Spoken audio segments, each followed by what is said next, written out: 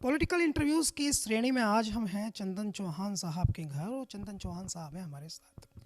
चंदन चौहान साहब से बात करने से पहले हम इनका एक आपको ब्रीफ इंट्रो बता देते हैं। चंदन चौहान साहब पश्चिम उत्तर प्रदेश की सियासत में बहुत बड़ी शख्सियत, बाबू नारायण सिंह साहब जो डिप्टी सीएम रहे उनके पोते हैं और एक बहुत सुसज्जित, शालीन, सौम्य और क्षेत्र की सियासत में, खासकर मुजफ्फरनगर, शामली और सहारनपुर मंडल की सियासत में सबसे प्रिय सांसद समझे जाने वाले संजय चौहान जी के पुत्र हैं। चंदन चौहान साहब की लोकप्रियता अभी भी लगातार बढ़ रही है और पिछली बार 2017 में आप खतौली से चुनाव लड़े थे और बहुत बढ़िया चुनाव इन्होंने उस समय लड़ा था।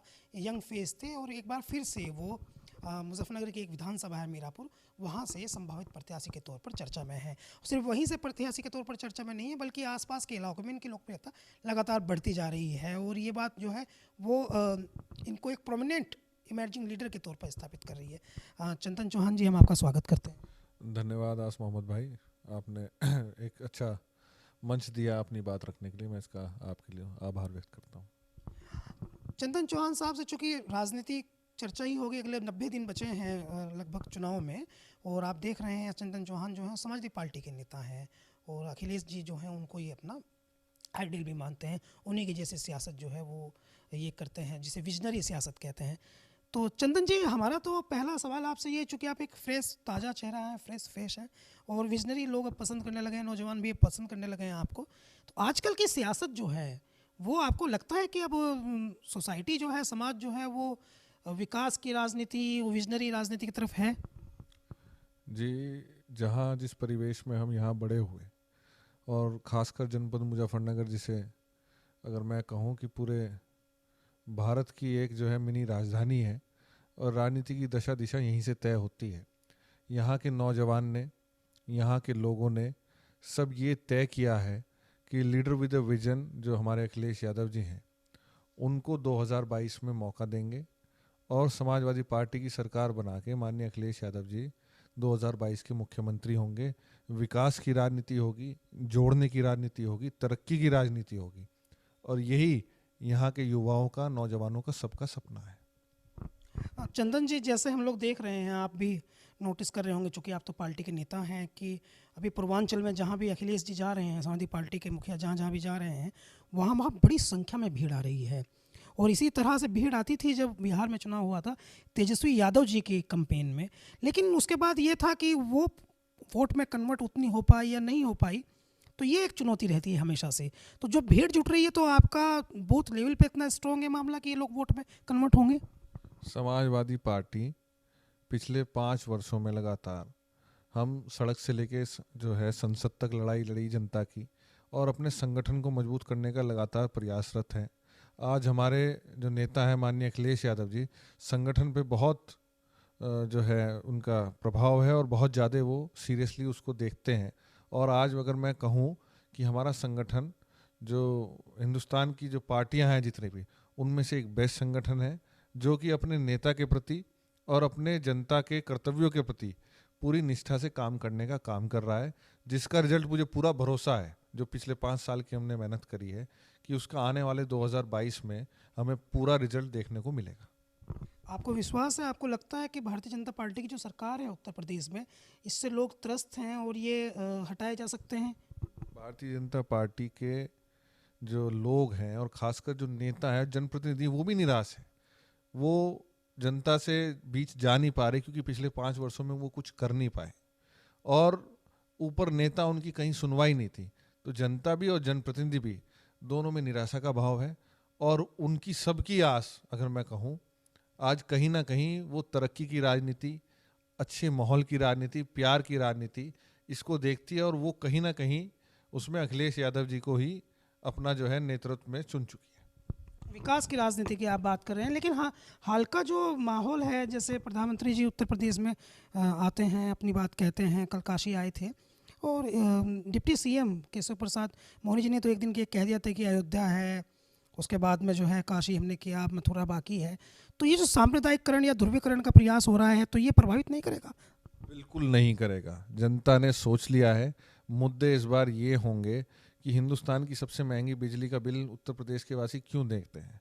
मुद्दे ये होंगे कि एनपीके कट्टे पे 265 रुपये क्यों बढ़ गया, क्यों हम डीजल पेट्रोल के इतने महंगी जो है हमने जो है पैसे रोज लुटा रहे हैं। मुद्दे ये होंगे कोरोना में हम सब ने जो है जो व्यवस्था देखी और जिसके कारण हमने प्रियजनों को खोया। मुद्दे ये होंगे और यही सब बातें जो तरक्की की बातें हैं, क्योंकि नौजवान शिक्षित है और वो अपना बेहतर भविष्य चाहता है और कहीं ना कहीं वो त्रस्त है, निराशा है।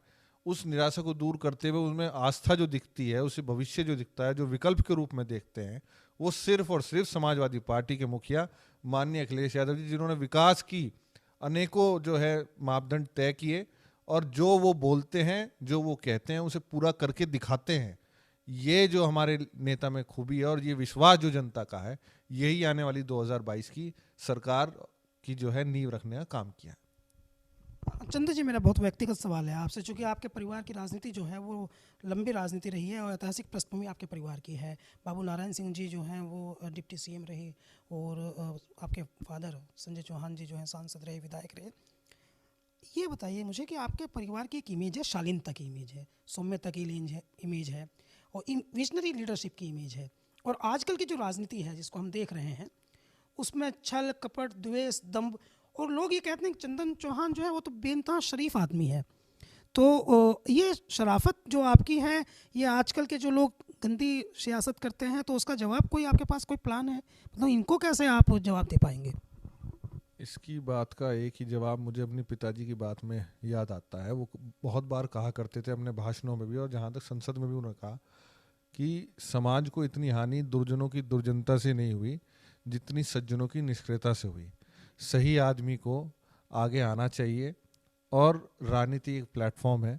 मैं तो सभी युवाओं से जो विद विजन के साथ कुछ बदलाव समाज के अंदर और अपनी सोसाइटी के अंदर लाना चाहते हैं, उन्हें आमंत्रित करूंगा कि वो आइए और हमारे जो नेता हैं माननीय अखिलेश यादव जी, उनसे जुड़िए और इस समाज में कुछ आके साथ मिलके हम बदलाव करेंगे, जिससे हम सबका जीवन एक बेहतर रास्ते पे चले और आने वाली नस्लों का हमारा भविष्य सुधर पाए।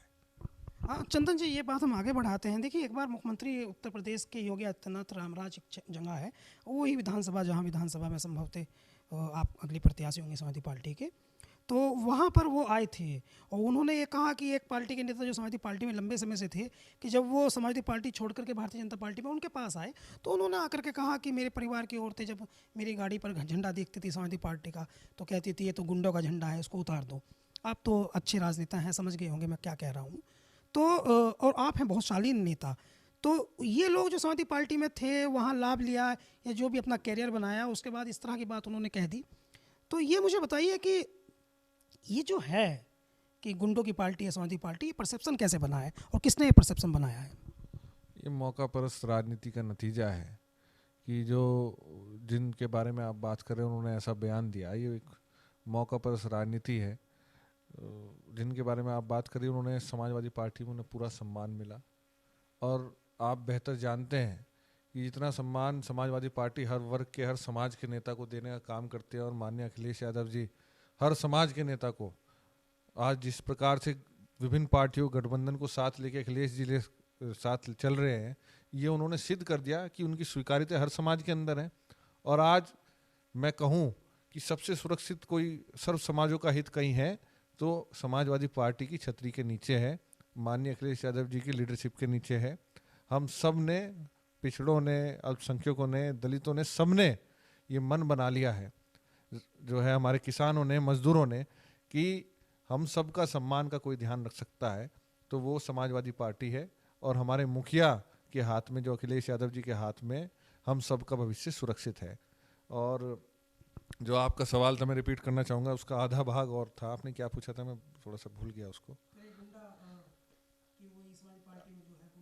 आप एनसी बार बी के आंकड़े उठा के देखें तो आप जान सकते हैं कि कहीं कोई गुंडागर्दी अगर सबसे चरम पे है इस समय तो उत्तर प्रदेश है।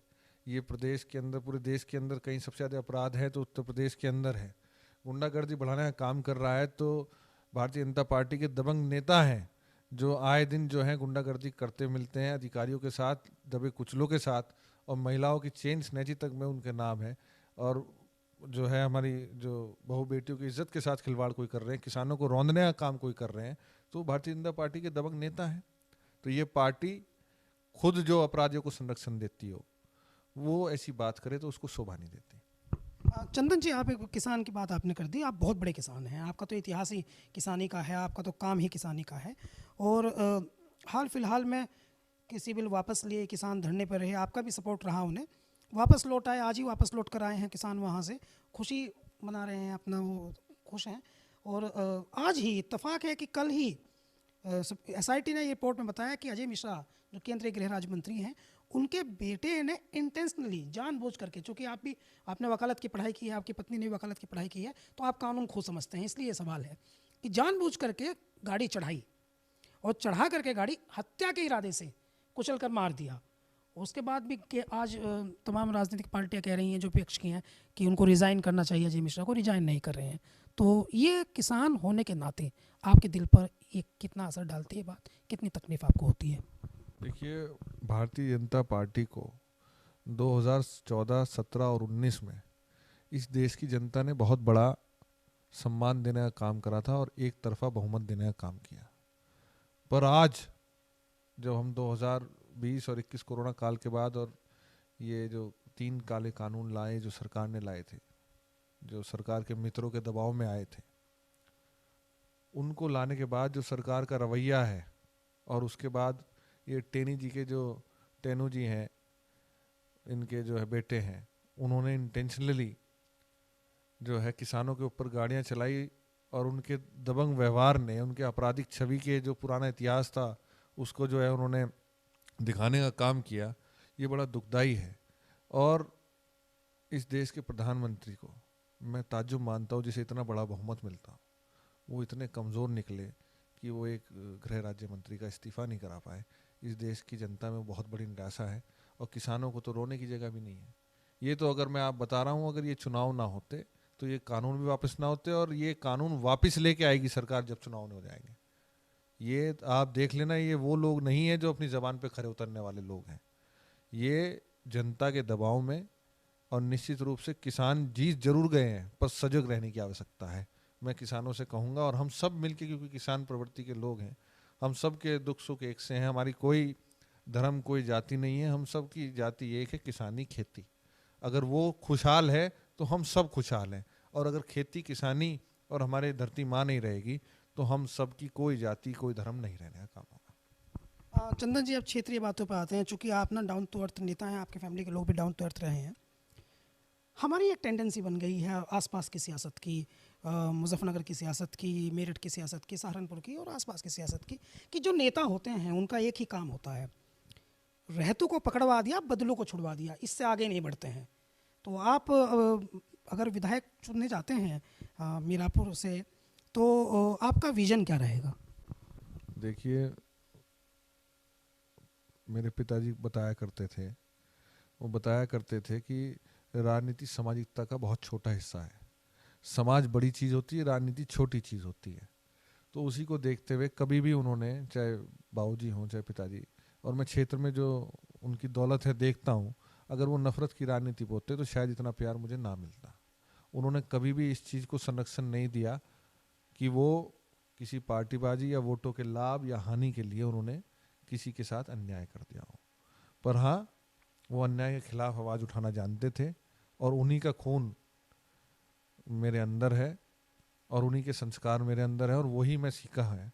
चाहे राजनीति में कोई पद मिले ना मिले, पर मैं कभी भी इस तरह की बातों को बढ़ावा नहीं दूंगा कि जो समाज को, हमारे गांव को, हमारे इलाके की शांति को, हमारे तरक्की को में बाधा आएगी। ऐसी कोई काम करने का कभी काम नहीं करूंगा। मीरापुर क्षेत्र से एक विधायक चुने गए थे जो फरीदाबाद से यहाँ आकर आए थे, अवतार सिंह बड़ाना। क्षेत्र में लेकर के उनको बहुत नाराज़गी है, वो क्षेत्र में जो है दिखाई नहीं देते।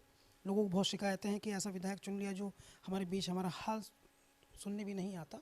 और आपको लगता है कि जो क्षेत्र में इस बात का आपका सकारात्मक असर जाएगा कि आप स्थानीय हैं, लोकल हैं? देखिए, विधायक एक बहुत महत्वपूर्ण पद है, मेंबर ऑफ लेजिस्लेटिव असेंबली। मैं लोकतांत्रिक व्यवस्था में हम और आप सब रहते हैं, पर शायद जितने हमारे वोटर हैं, मैं जागरूक वोटर आजकल मिलता भी हूँ सबसे, और उन्हें समझाता भी हूँ और कहता भी हूँ कि जो आप विधायक चुनते हैं उसकी बहुत बड़ी जिम्मेदारी होती है।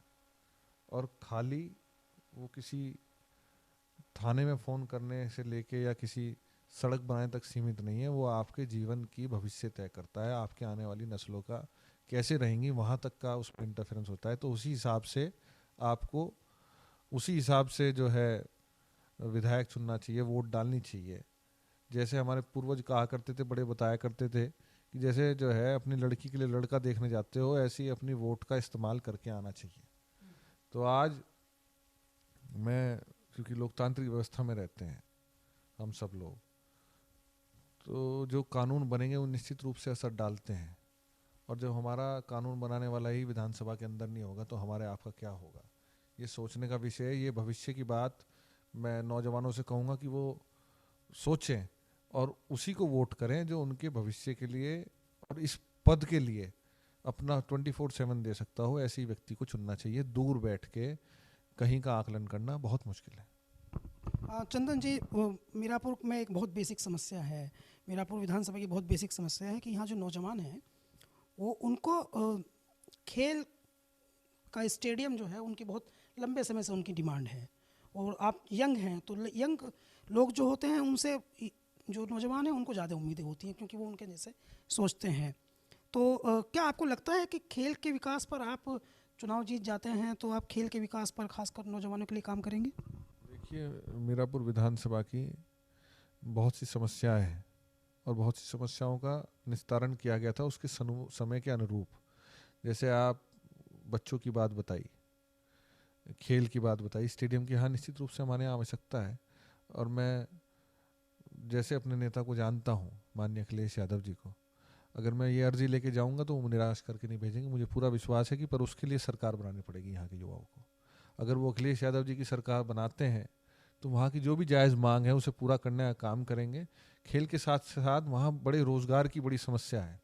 हमारे बच्चों के पास कोई जगह नहीं है कि जहाँ वो अपना रिज्यूम तक लगा दे। शिक्षित हैं, काबिल हैं, पढ़े लिखे हैं, पर अवसर प्रदान नहीं है। उसके लिए एक व्यवस्था होनी चाहिए। ये मुझे भी महसूस होती है ज़रूरत। और क्षेत्र के जिम्मेदार लोगों से बात करके मैं इसमें आगे बढ़ने का काम करूँगा जैसे भविष्य की रूपरेखा तय होगी। और एक बहुत बड़ी समस्या मोरना शुगर मिल के विस्तारीकरण की है। आज किसान बम्पर उत्पादन कर रहा है पर उसे ले कहाँ जाए। आज भी कोल्हुओं में जो है फसल लुट रही है। मजबूरी ये है कि किसान के पास जगह नहीं है जो अपना सही दाम जो है उसकी फसल का मिल जाए। तो उसके लिए इस इलाके में मोरना शुगर मिल के विस्तारीकरण की बहुत बड़ी आवश्यकता है।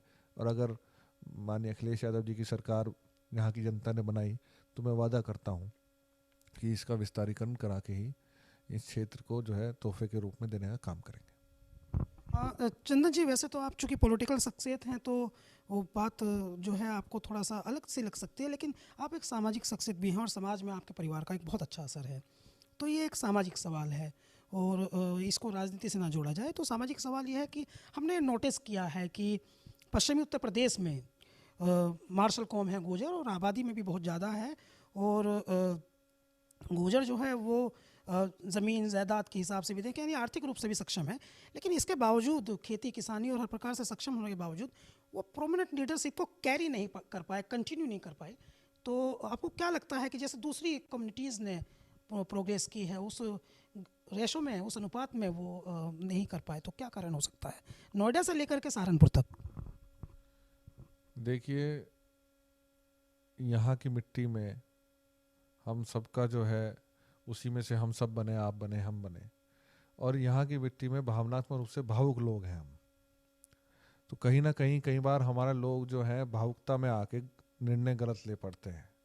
वरना यही लोग हैं जिन्होंने सबने, इसी जनपद के लोगों ने मिलके, उसमें गुर्जर भी थे, पिछड़ा समाज भी था, अल्पसंख्यक समाज भी था, दलित भी थे, सबने मिलके उप मुख्यमंत्री पद तक बनाने का काम किया। पर हाँ, कहीं ना कहीं उसको कंटिन्यू नहीं कर पाए। ये कहीं ना कहीं जो है मेरे ख्याल से कमी महसूस आज जनता कर रही है, क्योंकि उस बिना ताकत के लोकतंत्र में आप अपने इलाके का, अपने भविष्य का निर्माण नहीं कर सकते। मैं आशा करता हूँ कि समाज के सर्व वर्ग को लेके, क्योंकि एक समाज कोई संभव नहीं है कि एक किसी समाज से कोई आदमी उठे और वो इतने ऊपर तक पहुँच जाए। तो सर्व समाज अगर हम एकजुट करने में कामयाब रहे, जो कि और माननीय अखिलेश यादव जी की नेतृत्व में हम सब प्रयासरत हैं, तो निश्चित रूप से अपने आने वाली नस्लों के लिए हम एक बेहतर भविष्य की सरकार बनाने का कामयाब होंगे। चंदन चौहान जी को आप सुन रहे थे। चंदन चौहान जो है वो इनको पूरे पश्चिम उत्तर प्रदेश में इस समय जो है वो सबसे ज़्यादा प्रतिभाशाली युवा राजनेताओं में से एक काउंट किया जा रहा है और बहुत सुनहरा भविष्य इनका बताया जा रहा है। मैं हूँ आसम मोहम्मद कैफ और गांधीगिरी टीवी